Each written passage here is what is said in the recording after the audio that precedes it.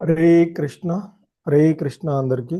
ఈరోజు లెవెల్ 2 భగవద్గీత యథాతథము అవగాహన క్లాస్కి అందరికీ కూడా ఇస్కాన్ శ్రీ శ్రీ రాధా గోవింద ఆలయం తరపున స్వాగతం సుస్వాగతం. ఓం అజ్ఞానతిమిరాంధస్య జ్ఞానాంజనశలాకయా చక్షుర్మిలితం యేన తస్మై శ్రీ గురవే నమః. శ్రీ చైతన్య మనోభీష్టం స్థాపితం యేన భూతలే స్వయం రూపః కదా మహ్యం దదాతి స్వపదాంతికం. వందేహం శ్రీగురో శ్రీయుతపదకమలం శ్రీగురూన్ వైష్ణవాంశ శ్రీరూపం సాగ్రజాతం సహగణ రఘునాథాన్వితం తం సజీవం సాద్వైతం సావధూతం పరిజన సహితం కృష్ణ చైతన్యదేవం శ్రీ రాధా కృష్ణ పాదాన్ సహగణ లలిత శ్రీ విశాఖాన్వితాంశ. నమా ఓం విష్ణుపాదాయ కృష్ణ ప్రేష్టాయ భూతలే శ్రీమతే భక్తి వేదాంత స్వామిన్ ఇతి నామిని. నమస్తే సారస్వతే దేవే గౌరవాణి ప్రచారిణే నిర్విశేష శూన్యవాది పాశ్చాత్యదేశతారిణి. జయ శ్రీ కృష్ణ చైతన్య ప్రభు నిత్యానంద శ్రీ అద్వైత గదాధర శ్రీవాసాది గౌరభక్త వృంద. హరే కృష్ణ కృష్ణ కృష్ణ హరే హరే హరే రామ రామ రామ హరే హరే. హరే కృష్ణ. ఈరోజు శ్రీమద్ భాగవతంలో భగవద్గీత యథాతథము అందులో రెండవ విభాగమైనటువంటి భక్తి యోగంలోని చివరి అధ్యాయమైనటువంటి భక్తి యోగము అనేటువంటి అధ్యాయాన్ని ఈరోజు మనము చూడబోతూ ఉన్నటువంటి అంశాలు.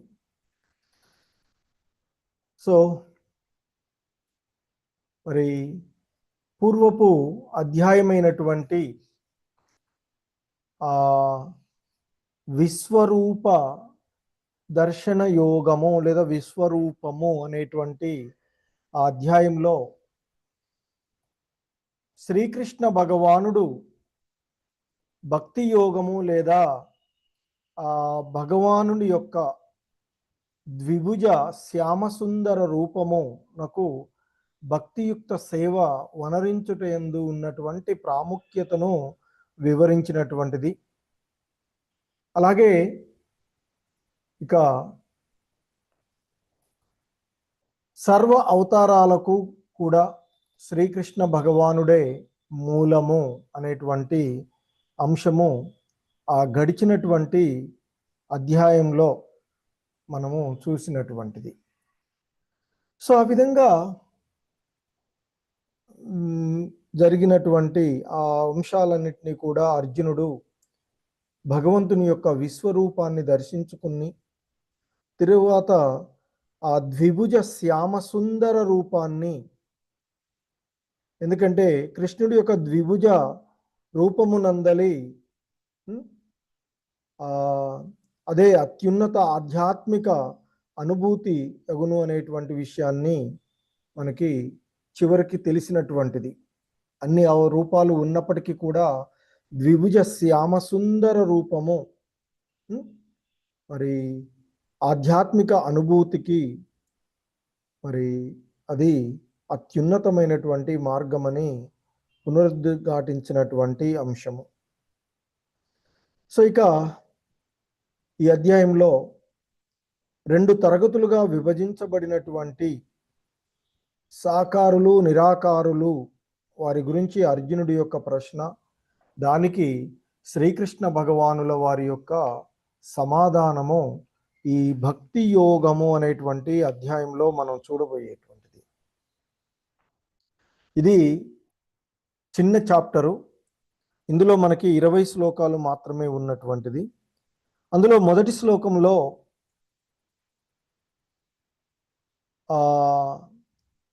అర్జునుడు అడుగుతాడు, ఏమనంటే ఏవం సతతయుక్తాయే భక్తాస్త్వాం పర్యుపాసతే ఏ చాప్యక్షరమవ్యక్తం తేషాం కే యోగ విత్తమా.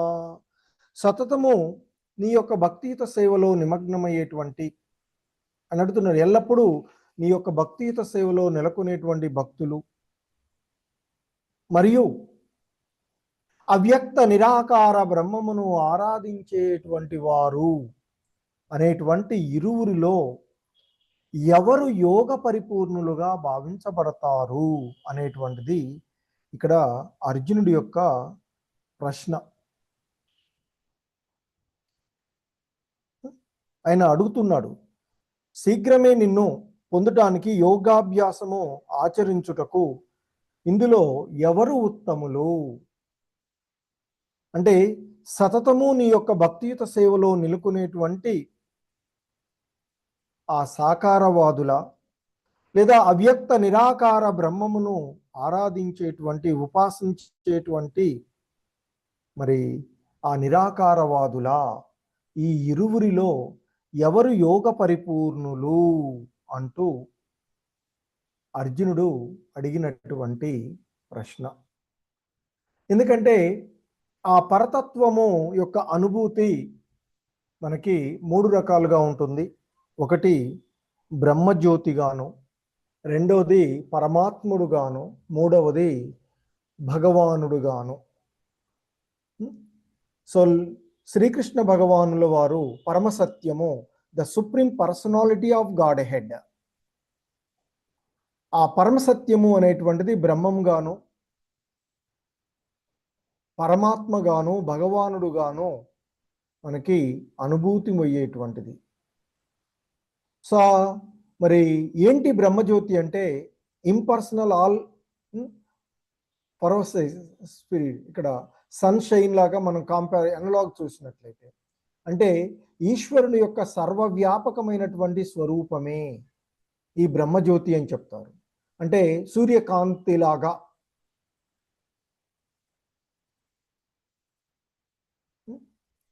సో ఇక రెండవది పరమాత్మ. ఇది కూడా అందరి హృదయములలో కూర్చుని ఉన్నటువంటి ఆ ఈశ్వర స్వరూపం తత్వమే పరమాత్మగా చెప్తుంటారు. The localised aspect in heart of all living entities.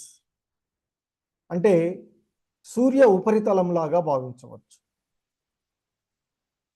ఇక భగవాన్ ఆ సూర్య మండలం గాను, సూర్య గ్రహం గాను చెప్పబడేటువంటిది. సో ఈశ్వరుడి యొక్క సాకార రూపము, రూప ప్రకటితమే భగవంతుడుగా మనం చూసేటువంటిది. ఇక మనకి భగవంతుడు చెప్తూ ఉన్నారు, సాకార నిరాకారవాదులు వాళ్ళిద్దరి మధ్యటువంటి భేదాలు, కృష్ణ భక్తి యొక్క అత్యున్నతమైనటువంటి ప్రాధాన్యత అనేటువంటి అంశాలు మనకి ఈ 2వ శ్లోకం నుండి 7వ శ్లోకం వరకు కూడా వివరించబడుతూ ఉన్నటువంటివి. సో ఆ భగవంతుడు అంటున్నాడు, శ్రీ భగవానువాచ మయ్యావేశ్య మనో ఏ మాం నిత్యయుక్త ఉపాసతే శ్రద్ధయా పరయోపేతాస్తే మే యుక్తతమా మతాః. సో ఇక్కడ ఆ దేవదేవుడైనటువంటి శ్రీకృష్ణ భగవానులు వారు చెప్తూ ఉన్నారు, ఓ అర్జున, నా సాకార రూపము పైననే తమ మనసును స్థిరపరిచి దివ్యమైన శ్రద్ధతో నన్ను అర్చించడంలో సర్వదా నెలకొని ఉన్నవారే అత్యుత్తమ యోగ పరిపూర్ణులు అని నా యొక్క అభిప్రాయము అంటూ చెప్తున్నారు. మయ్యావేశ్య మనోయేమాం, ఎవరు నా స్వరూపము నందు మనసును స్థిరంగా ఉంచుతారు అంటే నా యొక్క సాకార రూపం పైనే మనసును స్థిరపరిచి ఉంచుతారో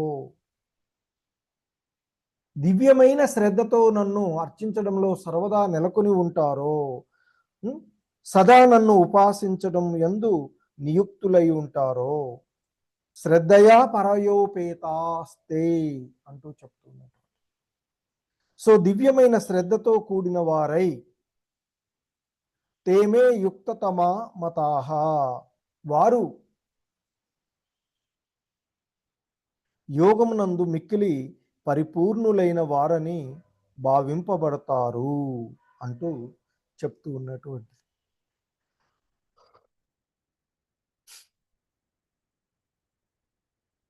సో ఇంకా చెప్తూ ఉన్నటువంటి అంశాలను మనం చూసినట్లయితే ఈ 3 మరియు 4 శ్లోకాలలో చెప్తూ ఉన్నటువంటి అంశాలు.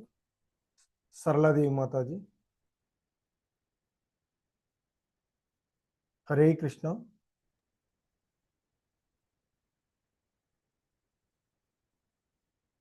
హరే కృష్ణ. ప్రభుజీ చదవమంటారా ప్రభుజీ? ఎస్ మాత, చదవండి మాత. వినిపించలేదా మాతాజీ? హరే కృష్ణ. చదవండి మాతాజీ, వినిపించలేదు. హరే కృష్ణ. ఏత్వక్షరమ నిర్దేశ్యం. ప్రభుజీ వినిపిస్తుంది కదా? హరే కృష్ణ. ఏత్వక్షరమ నిర్దేశ్యం అవ్యక్తం పర్యుపాసతే సర్వత్ర గమచింత్యం చ కూటస్థమచలం ధ్రువం సన్నియమ్యేంద్రియగ్రామం సర్వత్ర సమబుద్ధయః తే ప్రాప్తువంతి మామేవ సర్వభూతహితే రతాః. ధన్యవాదాలు ప్రభుజీ. హరే కృష్ణ. హరే కృష్ణ.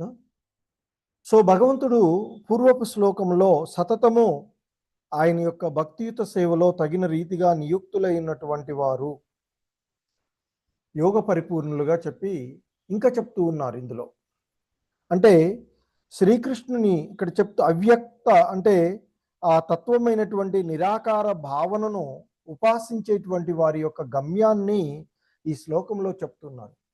కానీ ఓ అర్జున, ఇంద్రియ అతీతము, సర్వవ్యాపకము, ఊహాతీతము, మార్పులేని, కదలని, స్థిరమైన, వ్యక్తీకరించబడని అంటే ఆ పరతత్వ నిరాకార భావనను పూర్తిగా ఆరాధించేవారు సమస్త ఇంద్రియముల నియంత్రణ ద్వారా అందరి పట్ల సమభావమును కలిగి అందరి సంక్షేమంలో నిమగ్నమై చివరికి నన్ను పొందుతారు అంటూ చెప్తూ ఉన్నటువంటిది.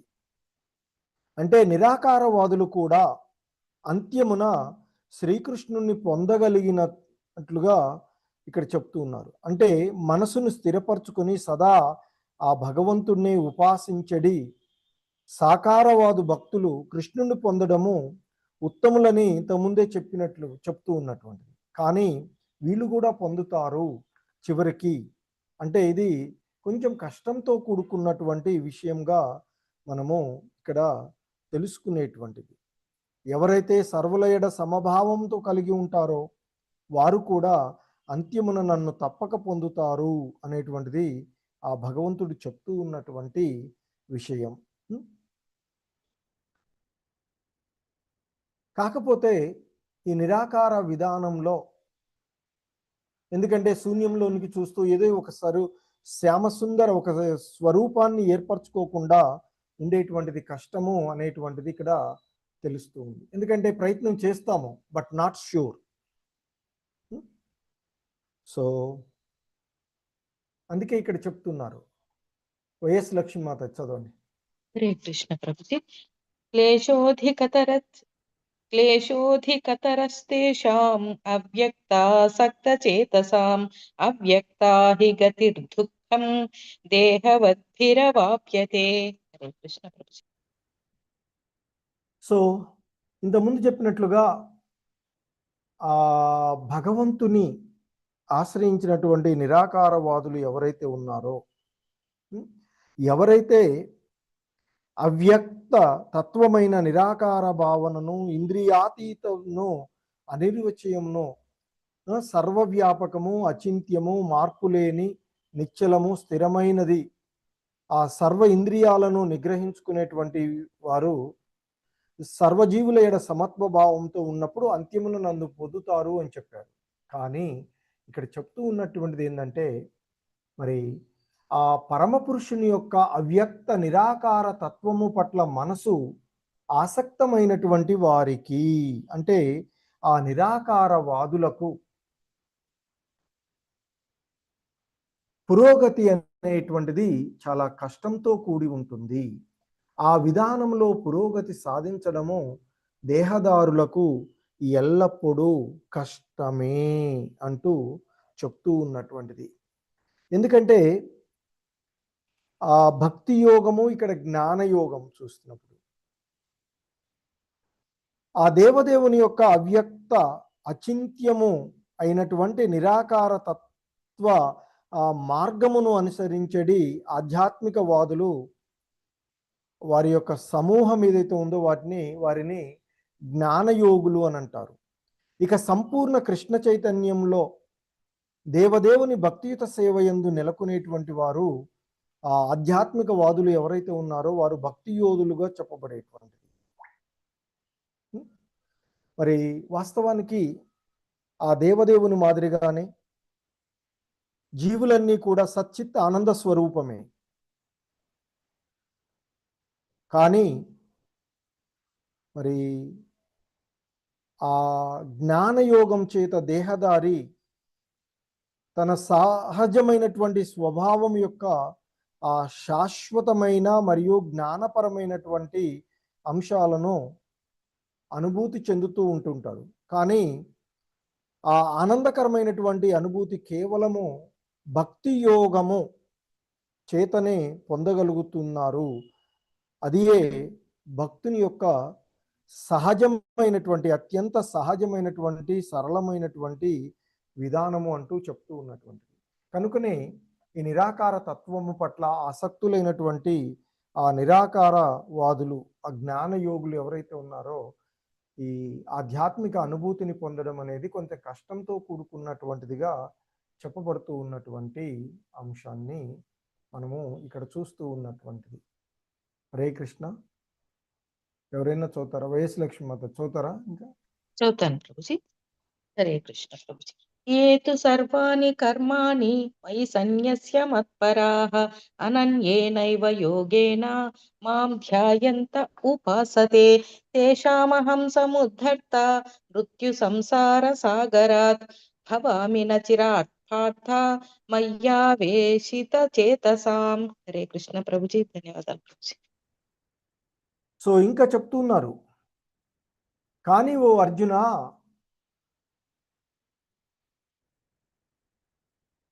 కార్యకలాపాలన్నింటినీ నాకే అప్పగించి, అంటే ఆ నిరంతరము భగవంతుని యొక్క ధ్యాసలో విచలనం లేకుండా అంకిత భావంతో భక్తి సేవలో నిమగ్నమై మనసును స్థిరపరచుకుని ఎల్లప్పుడూ నన్ను ధ్యానిస్తూ ఆరాధించే వారిని నేను జన్మ మృత్యు సాగరము నుండి శీఘ్రమే రక్షించేవాడిని అవుతాను అంటున్నారు. అంటే ఇంతకుముందు శ్లోకంలో చెప్పబడినట్లుగా మరి ఆ జ్ఞానయోగులకు పురోభివృద్ధి కష్టతరంగా ఉన్నప్పటికీ కూడా ఇక్కడ ఎవరైతే శ్రీకృష్ణుడి యొక్క సాకార అంటే ఆయన యొక్క రూపాన్ని, కార్యకలాపాలన్నింటినీ కూడా ఆయనకే అప్పగించి, అంటే మరి సర్వ కర్మలను ఆ భగవంతునికే అర్పించి ఆ భగవంతుని యందు ఆసక్తి గలవారై ఆయనకు భక్తులై అనన్య భక్తి యోగాభ్యాసం చేత నా యొక్క భక్తియుత సేవలో నన్ను ఉపాసించేటువంటి వారు, నేను వారిని ఉద్ధరిస్తాను. వారు ఈ జనన మరణ సంసార సాగరము నుండి మరి శీఘ్రమే వారిని నేను ఉద్ధరిస్తాను అంటూ చెప్తూ ఉన్నటువంటి అంశాలను మనము ఇక్కడ ఈ శ్లోకంలో చూస్తూ ఉన్నాయి. ఎవరైతే అన్ని కూడా భగవంతుని యొక్క ధ్యాసలోనే, నిన్న ప్రభు అడిగారు ఎలా వీలవుతుంది అంటే, సాధన చేస్తే అది సాధ్యమవుతుంది. సో కాబట్టి మరి ఆ అత్యున్నతమైనటువంటి ఇక ఆయన్ని నిరంతరము ఆయన యొక్క ధ్యాసలోనే ఉన్నటువంటి వాళ్ళు శీఘ్రమే ఈ భవబంధనాల నుండి ముక్తి పొందుతారు అనేటువంటి విషయము చెప్పబడుతూ ఉన్నటువంటిది. హరే కృష్ణ. జీవి రెడ్డి ప్రభు చదవండి ప్రభు. గురుజీ 8వ చదవమంటారండి? నేను ఎప్పుడు జాయిన్ అయినాను. 8వ శ్లోకం ప్రభు. మయ్యేవ మన ఆదస్వ మయి బుద్ధిం నివేశయ నివసిష్యసి మయ్యేవ అతః ఊర్ధ్వం న సంశయః. హరే కృష్ణ ప్రభుజీ. హరే కృష్ణ.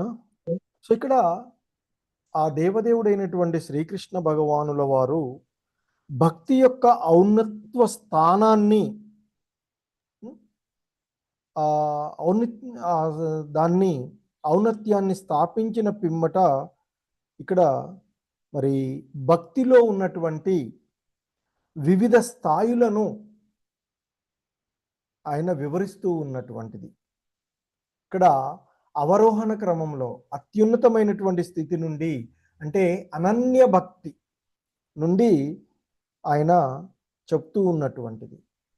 మయ్యేవ మన ఆదత్స్వం మయి బుద్ధిం నివేశయ అంటూ చెప్తూ ఉన్నటువంటిది. సో ఆయన ఇక్కడ చెప్తూ ఉన్నారు, ఓ అర్జున, దేవదేవుడినైన నాయందే నీ మనసును స్థిరంగా నిలుపుము, ఎల్లప్పుడూ నన్ను స్మరించుము, అదే ఆ స్మరణాత్మిక భక్తి అనబడుతుంది అంటూ మరి ఇక నన్ను గూర్చినటువంటి చింతన ద్వారా నాయందే నీ యొక్క బుద్ధిని అంతటినీ కూడా నియుక్తము చేయి. ఇక్కడ అంటున్నారు మయి బుద్ధి నివేశయ అంటూ చెప్తూ ఉన్నటువంటి.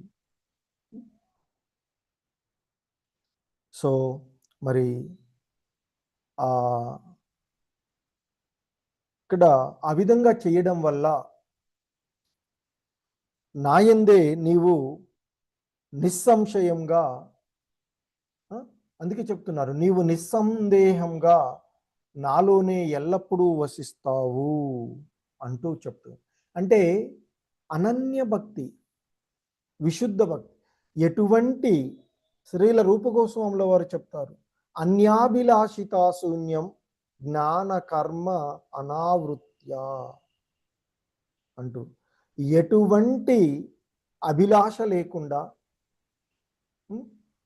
సో ఈ జ్ఞాన కర్మల యొక్క ఆవరణాలు ఏవి కూడా లేకుండా నిరంతరము కూడా ఆ దేవదేవుని యొక్క ధ్యాస యందు ఉండడమే అనన్య భక్తి లేదా విశుద్ధ భక్తి. ఇక్కడ చూడండి, డయాగ్రామ్లో చూస్తూ ఉన్నాం, వాళ్ళు ఏ పని చేస్తూ ఉన్నా, ఇంటిని శుభ్రం చేస్తూ ఉన్నా లేదా ఏదైనా వంట వర్క్ చేస్తూ ఉన్నా, వాళ్ళ యొక్క మనసు ఎప్పుడూ కూడా ఆ కృష్ణ నామం, ఈ కలి కల్మషాల నుండి బయటపడేసేటువంటి ఆ హరినామము పట్లనే వారు ఆసక్తులై ఉంటారు అనేటువంటి విషయాన్ని మనము ఈ డయాగ్రామ్ ద్వారా గమనించేటువంటిది.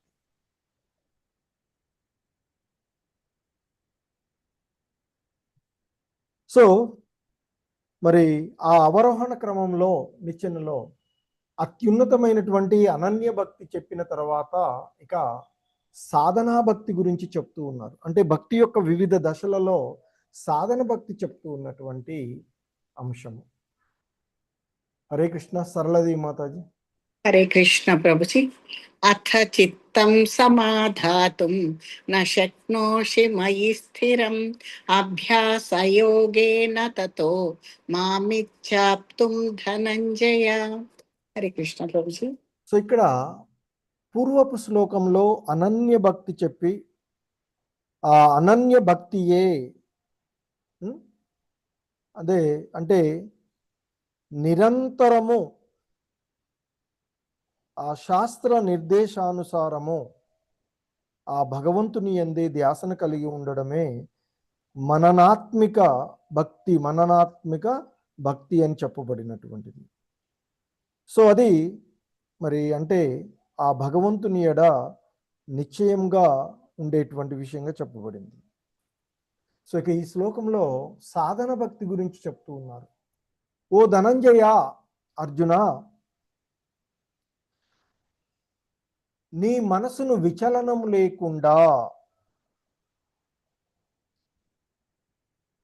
నా మీదనే స్థిరపరచలేకపోతే, అంటే పూర్వపు శ్లోకంలో చెప్పినట్లుగా చేయలేకపోతే, అప్పుడు నీవు భక్తి యోగ నియమాలను అనుసరించు. ఆ విధంగా నన్ను పొందే కోరికను పెంచుకొనవుము అంటూ ఇక్కడ చెప్పబడుతూ ఉన్నటువంటి అంశం.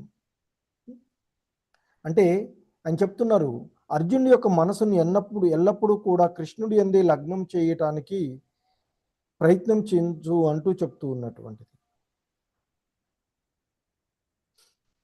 సో అలా మరి ఆ భక్తి యోగ నియమాలను అనుసరించడం ద్వారా ఆ భగవంతుణ్ణి పొందాలి అనేటువంటి కోరిక పెరుగుతుంది అనేటువంటి, అంటే ఫలితం, అంటే ఈ సాధనా భక్తి యొక్క ఫలితం ఏంటంటే ఆ భగవంతుణ్ణి పొందాలి అనేటువంటి కోరిక పెరుగుతుంది, ఆ కోరికను వృద్ధి చెందిస్తుంది అనేటువంటిది ఇక్కడ చెప్పబడుతూ ఉన్నటువంటి అంశము. హరే కృష్ణ. అనుష మాతాజీ. హరే కృష్ణ ప్రభుజీ. మాతాజీ చదవండి. అభ్యాసేప్య సమర్థోసి మత్కర్మ పరమో భవ మదర్థమపి కర్మాణి కుర్వ సిద్ధిమవాప్స్యసి. హరే కృష్ణ. సో ఇక్కడ బాహ్య ఇంద్రియాలతో, అంటే ఇక్కడ నిష్కామ కర్మ గురించి చెప్తూ ఉన్నారు ఈ శ్లోకంలో. అంతకుముందు అనన్య భక్తి, 2 సాధనా భక్తి, ఇక 3 అంటే ఇక్కడ ఇది ఒక అవరోహణ క్రమంలో పైనుండి కిందికి వస్తున్నారు. అత్యున్నతమైనటువంటి భక్తి అనన్య భక్తి, తదుపరి సాధనా భక్తి. ఒకవేళ అది కూడా సాధ్యం కాకపోతే ఈ నిష్కామ కర్మ అని ఇది ఇక్కడ సూచించబడుతూ ఉన్నటువంటి అంశం.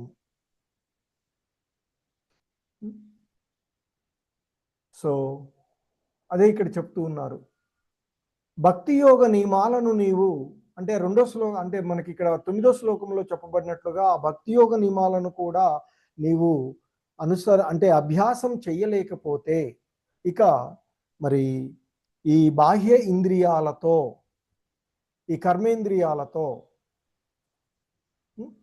నా కోసమే పనులు చేయడానికి ప్రయత్నము చెయ్యుము. ఈ విధంగా భక్తియుక్త సేవ చేయడం వలన నీవు పరిపూర్ణ స్థాయిని చేరుకోగలవు అంటూ చెప్తూ ఉన్నటువంటి, అంటే ఇక్కడ మనం చేసేటువంటి కర్మలన్నింటినీ కూడా శ్రీకృష్ణుడి కొరకే వనరించాలి అనేటువంటిది ఇక్కడ చెప్తూ ఉన్నారు. ఈ సాధనా భక్తి ఆ భగవంతుడి కొరకే కర్మలు వనరించడము అనేటువంటి విషయము ఇక్కడ వస్తూ ఉన్నటువంటిది. సో అందుకే ఇక్కడ చెప్తుంటారు, కష్టాలయ నిర్మాణములకు అంటే ఇక్కడ సాధారణంగా మనము ఈ దేవదేవుని యొక్క ఆలయాలను, కృష్ణ ఆలయ నిర్మాణాలకు దానమోసగడం కానీ లేదా ఏదైనా వస్తు సామగ్రి రూపంలో చేయడము, అది కూడా శ్రీకృష్ణుడి కొరకే కర్మలను వనరించడం వంటివే అని చెప్తూ ఉన్నారు. సో శ్రీకృష్ణుడిని స్మరించపోయినప్పటికీ కూడా అతడి కొరకై కర్మను అందించుట ద్వారా మానవుడు మరి పూర్ణుడు కాగలడు అనేటువంటిది. అందుకే అలా చేయడం వల్ల నీవు పూర్ణత్వ స్థాయిని చేరుకోగలవు అర్జున అంటూ చెప్తూ ఉన్నటువంటిది.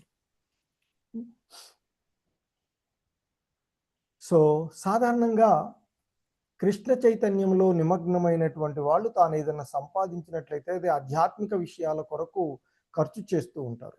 కానీ మాయా ప్రభావంలో పనిచేసేటువంటి వారు తానికి ఏదైనా లభించినట్లయితే తన ఇంద్రియ భోగ వాంఛలతో తనను తాను సంతృప్తి పరచుకోవడానికి కావలసినటువంటి ఏర్పాట్లనే చూసుకుంటూ ఉంటారు అనేది మనం చూస్తూ ఉన్నటువంటిది. సో ఇక ఈ 11వ శ్లోకంలో కర్మఫలాలను త్యజించడం గురించి ప్రస్తావిస్తూ ఉన్నటువంటి శ్లోకం ఇది. అంటే సకామ కర్మలు. హరే కృష్ణ. జీవిరెడ్డి ప్రభు చదువుతారా? శ్రేయో హి జ్ఞానమభ్యాసాత్ జ్ఞానాధ్యానం విశిష్యతే ధ్యానాత్ కర్మ ఫలత్యాగః త్యాగాచ్చాంతిరనంతరం. హరే కృష్ణ ప్రభుజీ. హరే కృష్ణ. సో ఇక్కడ ఇంకా చెప్తున్నారు, ఇంతకుముందు చెప్పినటువంటి 3 విధానాలైనటువంటి అనన్య భక్తి కానీ, సాధన భక్తి కానీ, సో మూడోదైనటువంటి నిష్కామ కర్మలను కానీ చెయ్యలేనటువంటి వాళ్ళకి మరొక సులభమైనటువంటి విషయాన్ని ఇక్కడ చెప్తూ ఉన్నారు. అదే కర్మ ఫలాలను త్యజించడము. సో అందుకే ఇక్కడ అంటున్నారు, అయినా నీవు ఒకవేళ నా కొరకై భక్తితో పని చేయుట కూడా చెయ్యలేకపోతే నీ కర్మ ఫలాలను త్యజించుటకు మరియు ఆత్మ నిగ్రహం కలవాడవై ఉండుటకు యత్నించుము అంటూ చెప్తూ ఉన్నటువంటి.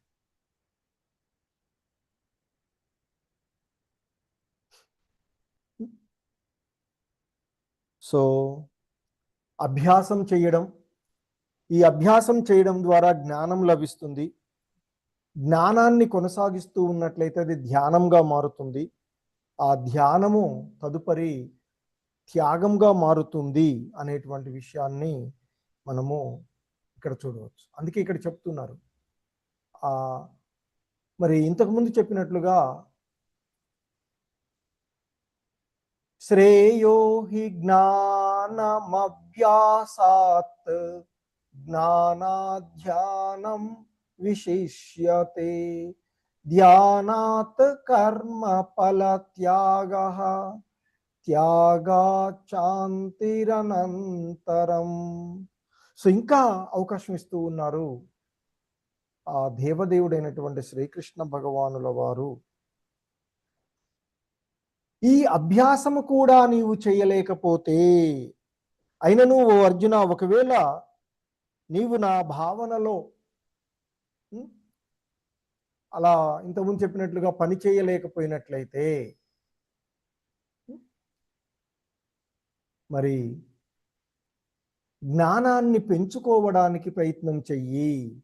అయినా జ్ఞానం కంటే ధ్యానము ఉత్తమము, ధ్యానం కంటే కర్మఫల త్యాగము ఉత్తమమైనది. ఎందుకంటే వాటిని త్యజించడము ద్వారా మనశ్శాంతిని పొందవచ్చు అంటూ చెప్తూ ఉన్నటువంటి. ఎందుకంటే ఈ శ్లోకంలో వివిధ ఆచార్యుల చేత వివిధ రకాలైనటువంటి విశ్లేషణలు చెప్పబడినటువంటివి.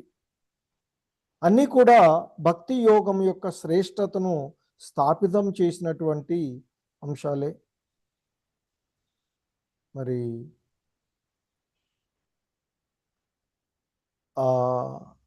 అటువంటి ఈ వీటిని త్యజించడం అంటే ఇక్కడ చెప్తూ ఉన్నటువంటి జ్ఞానం కంటే ధ్యానము ఉత్తమము, ధ్యానం కంటే కర్మఫల త్యాగము ఉత్తమమైనది అని చెప్తున్నారు.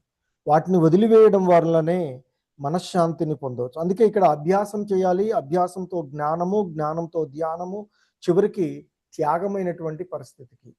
సో అలా త్యజించడం వల్లనే మనశ్శాంతిని పొందవచ్చు అనేటువంటి విషయాన్ని ఇక్కడ చెప్తూ ఉన్నటువంటిది.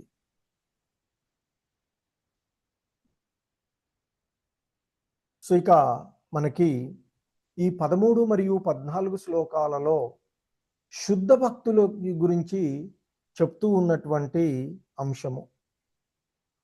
సో ఎందుకంటే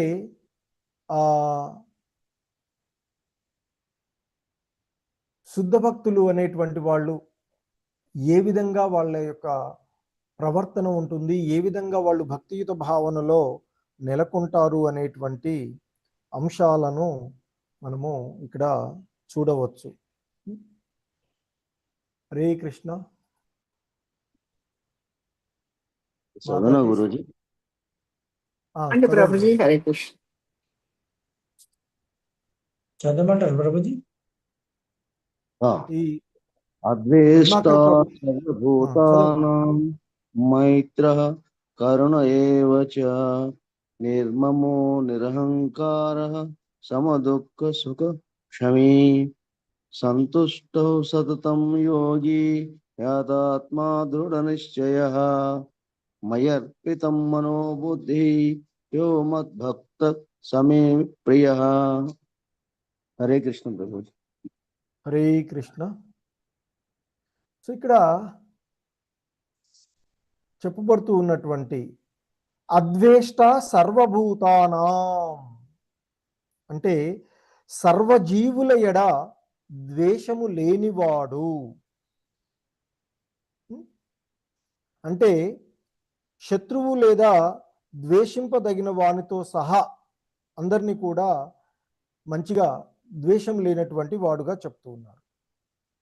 ఇంకా మైత్ర కరుణ ఏవచ సర్వజీవుల ఎడ మిత్రత్వ భావం కలిగిన వాడు, కరుణ కలిగిన వాడు.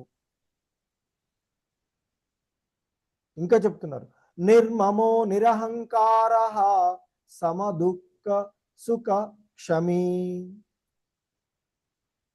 అంటే ఆ నిర్మమో ఆ మిథ్య అహంకార భావం లేనటువంటి వాడు, అంటే తానను యాజమానిత్వ భావన లేదా స్వామి భావన లేనివాడు అని చెప్తారు.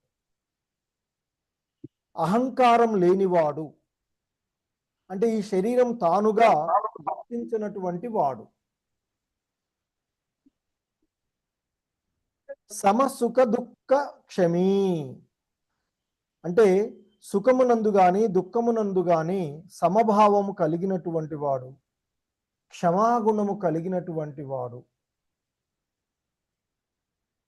అంటే ఇక్కడ ఆనందం వచ్చినా బాధ వచ్చినా రెండింటిలోనూ సమానంగా ఉండేవాడు, సహనవంతుడు, ఎల్లప్పుడూ కూడా సంతృప్తి స్వీయ ఆత్మ నియంత్రణ ఉన్నవాడు, దృఢ నిశ్చయంతో భక్తి చేసేటువంటి భక్తియుత సేవలో నెలకొనేటువంటి వాడు, తమ మనసు బుద్ధిని నాపైననే స్థిరపరిచిన వాడు అయిన నా భక్తుడు నాకు చాలా ప్రియుడు అంటూ చెప్పబడుతూ ఉన్నటువంటి.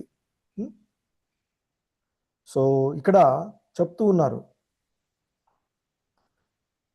సంతుష్ట సతతం యోగి అంటే ఎల్లప్పుడూ, యోగ అంటే భక్తియుత సేవలో యందు ఉండడం, ఎల్లప్పుడూ భక్తియుత సేవ యందే సంతృప్తి చెందేవాడు, యథాత్మ దృఢ నిశ్చయ ఆత్మ నిగ్రహం కలవాడు, స్థిరమైన నిశ్చయం కలవాడు, మయ్యర్పిత మనోబుద్ధి అంటూ చెప్తూ ఉన్నటువంటి. అంటే నా యందు అర్పింపబడినటువంటి మనసు మరియు బుద్ధి కలవాడు, యో మద్భక్త సమే ప్రియ అటువంటి నా భక్తుడు నాకు చాలా ప్రియమైన వాడు అంటూ చెప్తూ ఉన్నటువంటి.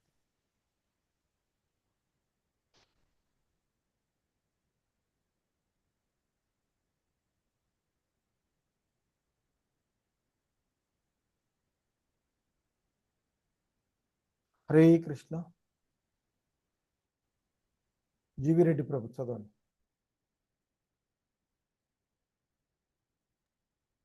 రెడ్డి ప్రభుజీ హరే కృష్ణ. ప్రభు చదవండి. యస్మాన్నో ద్విజతే లోకో లోకాన్నో ద్విజతే చ యః హర్షామర్ష భయోద్వేగైః యుక్తో యస్స మే ప్రియః. హరే కృష్ణ ప్రభుజీ. ఓకే, హరే కృష్ణ. సో ఇక్కడ యస్మాన్నో ద్విజతే లోకో లోకాన్నో ద్విజతే చ యః హర్షామర్ష భయోద్వేగైః ముక్తో స చ మే ప్రియః.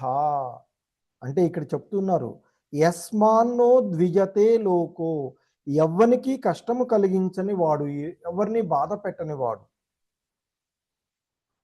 లోకాన్నో ద్విజతే చ యః, అంటే ఎవ్వరి చేతను కలతలకు అంటే గురి కాని వాడు.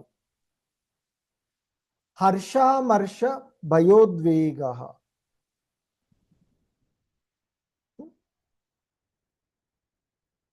సో సుఖ దుఃఖములందు లేదా భయము ఉద్వేగములయందు సమచిత్తుడై ఉండేవాడు. సచమే ప్రియ, అటువంటి భక్తుడు నాకు పరమ ప్రియుడు అంటూ చెప్తూ ఉన్నారు. ఎందుకంటే సాధారణంగా కృష్ణ భక్తులు ఎటువంటి కలతలకు కూడా గురికారు అనేటువంటిది చెప్పేటువంటిది. సో ఎవరికి కష్టాన్ని కలిగించరు, ఎవరి చేత కూడా కలతలకు లోను కాకుండా ఉండేటువంటి వాళ్ళుగా చెప్పబడుతూ ఉన్నటువంటిది. అందుకే ఇక్కడ అంటున్నారు, యస్మాన్నో ద్విజతే లోకో లోకాన్నో ద్విజతే చ యః హర్షామర్ష భయోద్వేగైః ముక్తో స చ మే ప్రియః.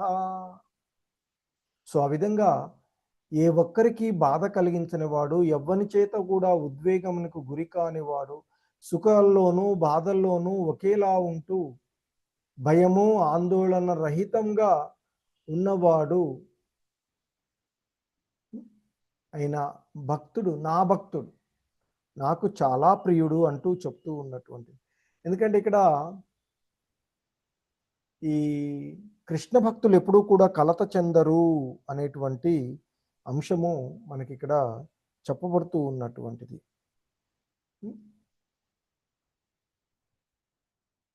సో ఇంకా హరే కృష్ణ. అనూష మాతాజీ చదువుతారా? ఇంతకుముందు హ్యాండ్ రైజ్ చేసినట్టు చదువుతాం ప్రభుజీ. చదవండి.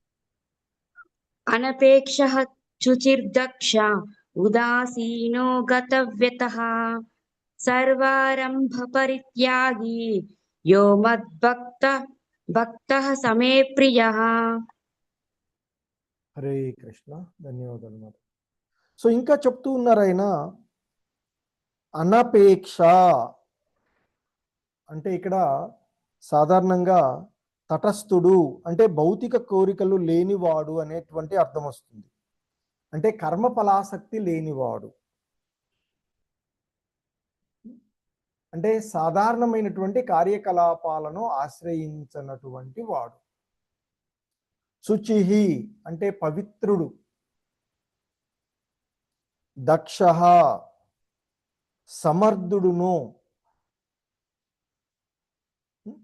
అంటే అన్నిట్లో దక్షత కలిగినటువంటి వాడు. ఇంకా చెప్తున్నారు, ఉదాసీనో గతవ్యతః, ఉదాసీనుడు అంటే భౌతిక వ్యక్తుల పట్ల అనాసక్తుడు. ఇంకా దుఃఖముల నుండి విడివడిన వాడు అంటే సమస్త బాధల నుండి విడివడి ముక్తిని పొందినటువంటి వాడు. అన్ని ప్రయత్నాలను విరమించుకున్నటువంటి వాడు. సర్వారంభ పరిత్యాగి అంటూ చెప్తున్నటువంటి.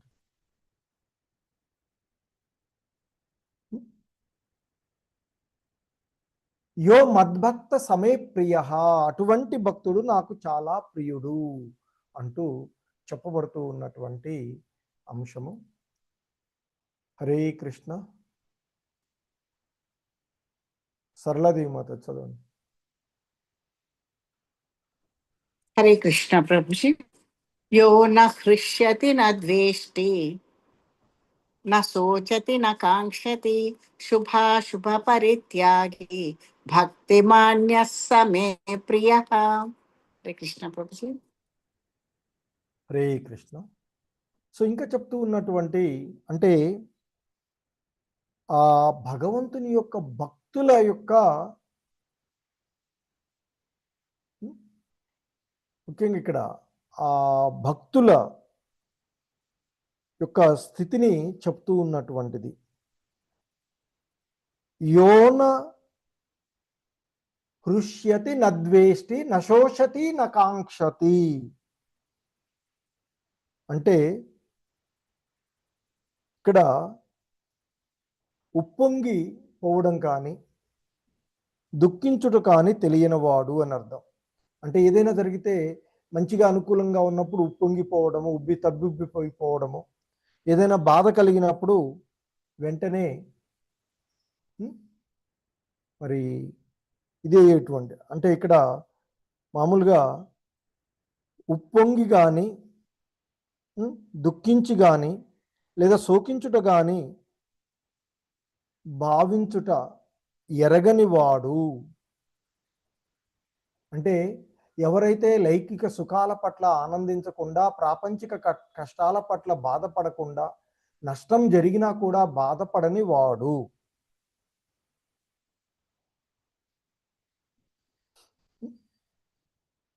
శుభ అశుభ రెండింటినీ కూడా త్యజించేటువంటి వాడు, భక్తితో నిండి ఉన్నటువంటి వాడు నాకు చాలా ప్రియుడు అర్జున అంటూ చెప్తూ ఉన్నటువంటిది.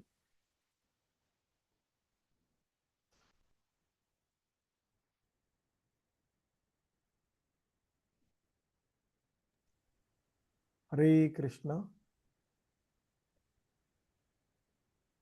ఓకే, వైఎస్ లక్ష్మి మాతాజీ ఉన్నారా? ఉన్నాను ప్రభు, చదువుతాను. హరే కృష్ణ. సమశత్రౌ చ మిత్రే చ తథా మానాపమానయోః శీతోష్ణ సుఖ దుఃఖేషు సమస్సంగ వివర్జితః తుల్యనిందాస్తుతిర్మౌని సంతుష్టో యేన కేనచిత్ అనికేత స్థిరమతిః భక్తిమాన్ మే ప్రియో నరః. హరే కృష్ణ. హరే కృష్ణ. ఇక్కడ సమశత్రౌ చ మిత్రే చ అంటే శత్రుమిత్రులతో, అంటే శత్రువునందు గాని మిత్రుడు యందు గాని, సమహ అంటే సమబుద్ధి కలవాడు. సో ఇంకా చెప్తున్నారు తథా మానవపమానయోహో, అదేవిధంగా మానవునందు గాని అవమానమునందు గాని, మానవపమానవులు, శీతోష్ణ సుఖ దుఃఖేషు, శీతోష్ణములందు గాని సుఖదుఖములనందు గాని సమచిత్తుడై ఉండువాడు.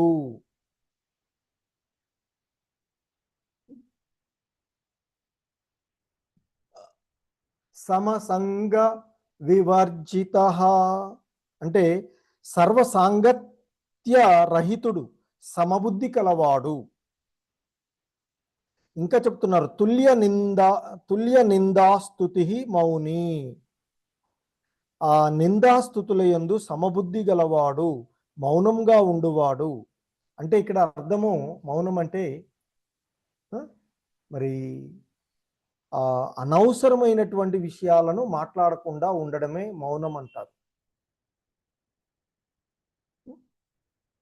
అలాగే సంతుష్టో ఏన కేనచిత్ అంటే దేని చేతనైనా సంతుష్టి చెందును, అంటే తనకేం లభిస్తే దాంతోనే తృప్తి పడేటువంటి వాడు. అనికేత ఇక్కడ చెప్తూ ఉన్నాయి అనికేత స్థిరమతి అంటే నివాసం ఏదైనాను లెక్క చేయనివాడు. అంటే ఎక్కడున్నా, స్వర్గంలో ఉన్నా నరకంలో ఉన్నా నిరంతర కృష్ణ ధ్యాసలో ఉండడం వల్ల అతను ఎక్కడున్నా ఒకటిగానే ఉంటుంది, ఏ లోకంలో ఉన్నా ఏ ప్రదేశంలో ఉన్నా ఎక్కడ ఉన్నా కూడా.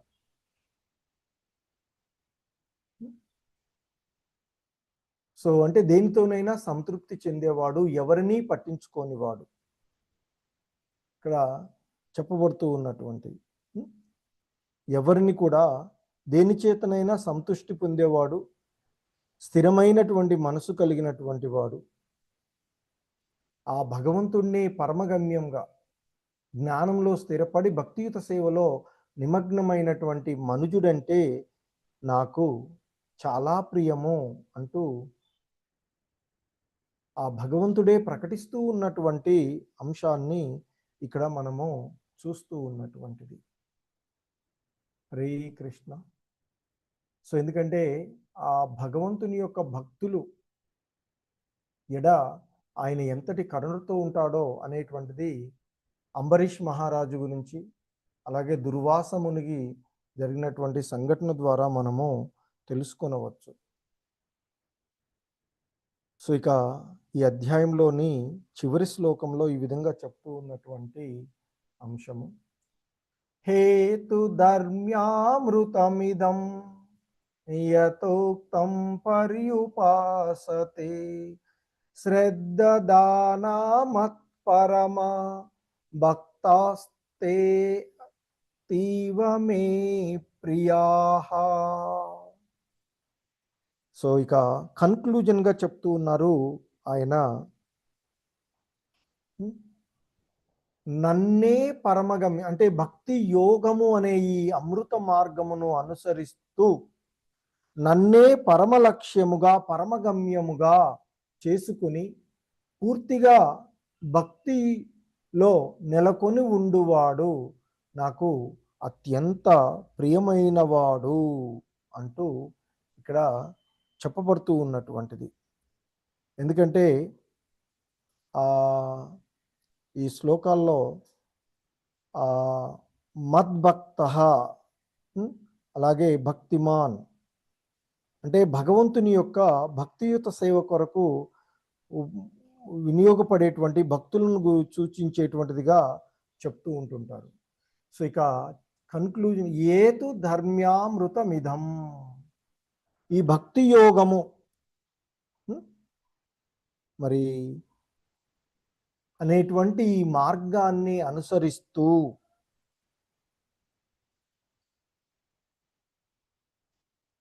మరి నన్నే పరమలక్ష్యంగా చేసుకొని పూర్తిగా భక్తిలో నెలకొని వాడు నాకు అత్యంత ప్రియుడు. ఎందుకంటే ఇక్కడ చెప్తున్నారు, ఒక భక్తునిలో మరి ఆ భక్తియుత సేవ వనరించేటువంటి ఏది ఆ మద్భక్త భక్తిమాన్గా చెప్పబడేటువంటి అంటే నిరంతరము ఆ భగవంతుణ్ణి పరమగమ్యంగా చేసుకొని అమృత పదమైనటువంటి ఆ భక్తి సేవా మార్గాన్ని అనుసరించేటువంటి వాడు, శ్రద్ధతో మరి దేని యందైనా సంపూర్ణ నియుక్తులైనటువంటి వాళ్ళు నాకు అత్యంత ప్రియమైన వారు. ఎందుకంటే ఆయన చెప్తూ ఉన్నారు, నా యొక్క భక్తియుత సేవ యందు నెలకొన్నటువంటి వాడు అయిన మానవుడు నాకు మిక్కిలి ప్రియుడు అంటూ చెప్పబడుతూ ఉన్నటువంటి శ్లోకం. సో ముఖ్యంగా మనకి ఇక్కడ భక్తుల యొక్క లక్షణాలను 13 నుండి 20 వరకు వివరించినటువంటి 20లో చివరిగా ఆ భగవంతుని ఎటు విశుద్ధ భక్తుల్లో ఎవరి ఆ భగవంతునికి ప్రియమైన వారో అనేటువంటి అంశాన్ని చెప్తూ ఉన్నటువంటిది. అలాగే భక్తులు భగవంతుని తప్ప అన్యం ఏది కూడా కోరుకోరు అనేటువంటి దానికి ఇక్కడ మనకి కనిపిస్తూ ఉన్నటువంటి ఈ ఇమేజ్లోని సంఘటనను మనము చూడవచ్చు. ఒకసారి అంటే ఈ కురుక్షేత్ర యుద్ధానికి ముందు శ్రీకృష్ణ భగవానుల వారి యొక్క సహాయార్థమై దుర్యోధనుడు అర్జునుడు ఇరువురు కూడా వెళ్తారు. అయితే ముందుగా దుర్యోధనుడు వెళ్తాడు. సో ఆ సమయంలో శ్రీకృష్ణ భగవానుల వారు నిద్రలో ఉన్నట్లుగా కనిపిస్తుంది. అయితే ఆ వచ్చినటువంటి దుర్యోధనుడు శ్రీకృష్ణ భగవానుల వారి వైపు తల వైపుకు ఉన్నటువంటి ఆ కుర్చీలోకి వెళ్ళి కూర్చుంటాడు. తదుపరి అర్జునుడు వస్తాడు అదే పని మీద. వచ్చినటువంటి అర్జునుడు ఆ పడుకుని ఉన్నటువంటి శ్రీకృష్ణుడి యొక్క కాళ్ళ వైపు నిలబడి ఉంటాడు.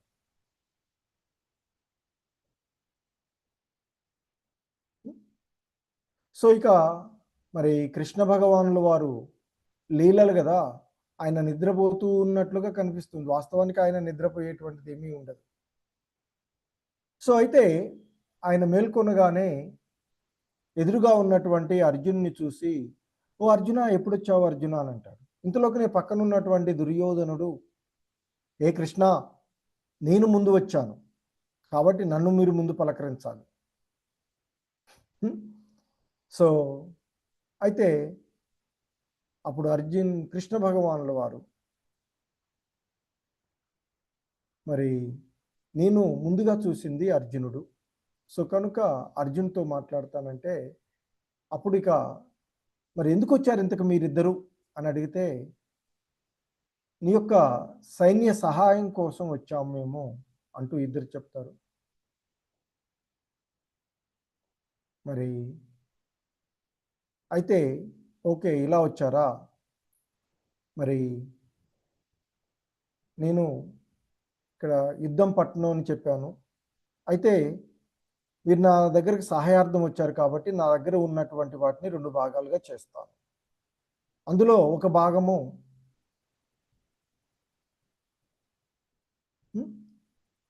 నా సేన అంతా కూడా, నారాయణి సేన అంతా ఒకవైపు ఉంచుతాను, నేను ఒక్కడిని ఒకవైపు ఉంటాను. ఇవి 2 భాగాలు. ఇంకొక ముఖ్య విషయం మీరు గుర్తుపెట్టుకోండి, నేను ఆయుధం పట్టి యుద్ధం చేయను.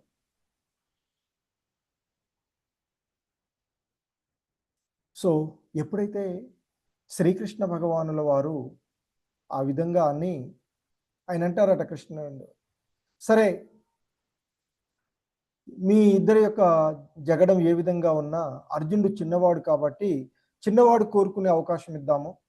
సరే ఎలాగో ఆయన ముందు చూసినా అదే ఉంది, సో చిన్నవాడు కాబట్టి అతనికి ముందు అవకాశం ఇద్దాము అని కృష్ణ భగవానుల వారు అంటారు. అర్జున, నా నారాయణి సేనంతా ఒకవైపు ఉంచుతాను, నేను ఒక్కడిని ఒకవైపు ఉంటాను, అందున నేను ఆయుధం పట్టి యుద్ధం చేయను అనగానే, మరి ఇప్పుడు ఈ రెండింటిలో ఏది కావాలనో కోరుకో అని అర్జునుడితో అంటే, అర్జునుడు అంటాడు, we want you my lord, not your army. మీ యొక్క ఆర్మీతో మాకు పని లేదు, మీరు మాకుంటే చాలు. కానీ ఎప్పుడైతే శ్రీకృష్ణ భగవానుల వారు అర్జున్తో మాట్లాడుతున్నారో అప్పుడు దుర్యోధనుడికి మనసులో ఎంతో ఇదిగా ఉంటూ ఉంటుంది. అయ్యో, కృష్ణుడు ఒక్కడే ఒకవైపట, ఆయన యొక్క నారాయణ సేన అంతా ఒకవైపట కదా, మరి ఆయన ఒక్కడే మళ్ళీ అందులో ఆయుధం పట్టి యుద్ధం చేయడట, మరి ఎంతో ఏం ఉపయోగం ఉంటుంది అని ఆలోచిస్తుంటాడు. కానీ నాకు కోరుకునే అవకాశం లేకపాయా అని ఆలోచిస్తూ ఉంటే కృష్ణుడు చెప్పిన దానికి అర్జునుడు అడిగింది, మీరు కావాలి మాకు, మీ సైన్యం అవసరం లేదు. అప్పటిదాకా ఉన్నటువంటి దుర్యోధనుడు ఒక్కసారిగా, అయ్యో కృష్ణ, నిన్ను కోరుకునే అవకాశం మాకు లేకపాయా, అర్జునుడు కోరుకున్నాడు కదా, ఇంకేం చేస్తా, నేను మిగిలి ఉన్నటువంటి సైన్యాన్ని తీసుకొని పోతా. ఆయన ఉద్దేశం కూడా అది. సో కానీ ఆ సమయంలో దుర్యోధనుడు అనుకుంటాడట, ఛీ అర్జున, ఎంత బుద్ధిహీనుడు అయ్యా నువ్వు, అవకాశం వచ్చినా ఉపయోగించుకోలేకపోయినావు అని అనుకుంటాడట. బట్ వాస్తవానికి నిజమైనటువంటి భక్తుడికి భగవంతుడు కావాలి తప్ప ఇతరవేవి కూడా అర్థం లేని. కానీ భగవద్గీత మనకి ఆ 3వ అధ్యాయంలో చెప్పినట్లుగా కర్మలను నిర్వర్తిస్తూ ఉండడం వల్లనే పరస్పర సహకారంతో సుఖమయమైనటువంటి జీవనం గడుపుతూ ఉంటుంది కదా. సో మరి ఇక్కడ దుర్యోధనుడు సంతోషపడి నారాయణ సేన తీసుకొని పోవడం, దాని ఇక్కడ ఈ సంఘటన ద్వారా మనకు తెలుస్తుంది ఏంటంటే, ఒక విశుద్ధ భక్తుడు అనేటువంటి వాడు భగవంతుడు తప్ప అన్యమేది కూడా కోరుకోడు అనేటువంటిది మనకి తెలుస్తూ ఉన్నటువంటి విషయం. హరే కృష్ణ. జగద్గురు శ్రీల ప్రభుపాద్ కీ జై.